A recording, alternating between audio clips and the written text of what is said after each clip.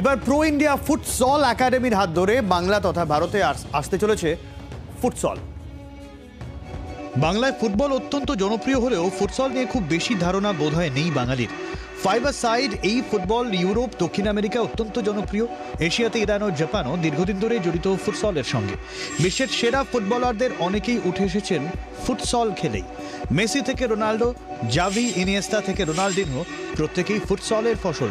Pro India futsal একাডেমির কর্ণধার অপরূপ চক্রবর্তী দীর্ঘদিন ধরে জড়িত ভারতীয় ফুটবলের সঙ্গে।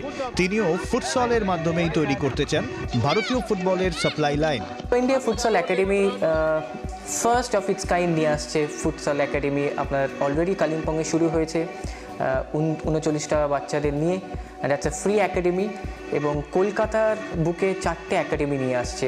বেসিক উদ্দেশ্য কিন্তু আমাদের ফুটসল প্লেয়ার্স বা ফুটসল টেকনিকে বাচ্চাদের বড় করা। আসছি কোচেস ওয়ার্কশপ, আমাদের লোকাল ডোমেস্টিক সার্টিফাইড কোচেস যারা AIFF D licence, AIFF C licence, তাদের নিয়ে আমি একটা ওয়ার্কশপ করাবো। পুল অফ 15 to 20 কোচে। অল ইন্ডিয়া ফুটবল ফেডারেশন যেভাবে ফুটসলটাকে সিরিয়াসলি নিয়েছে 2019 থেকে, ডাউন দি লেন মেবি 5 বছরের মধ্যে আমরা কিন্তু AFC-তে we will be a futsal giant. ইতিমধ্যেই অপরূপ কালিম্পংয়ের শেয়ার ফুটবল একাডেমির সঙ্গে যুক্ত হয়ে শুরু করেছেন প্রথম ফুটসল একাডেমি। এরপর কলকাতায় সল্টলেক, নিউ টাউন, চিনার পার্ক ও আলিপুরে শুরু করতে চলেছেন 4টি নতুন একাডেমি। তার এই একাডেমিতে যুক্ত হয়েছেন বার্সেলোনা ফুটসল দলের কোচ মিগুয়েল অ্যান্ড্রেস, ইরানের জাতীয় ফুটসল দলের কোচ মাইকেল পেত্রো প্রমুখ। ভবিষ্যতে IF-এর সহযোগিতায় ফুটসলকে আরও বেশি ছড়িয়ে দিতে চান অপরূপ।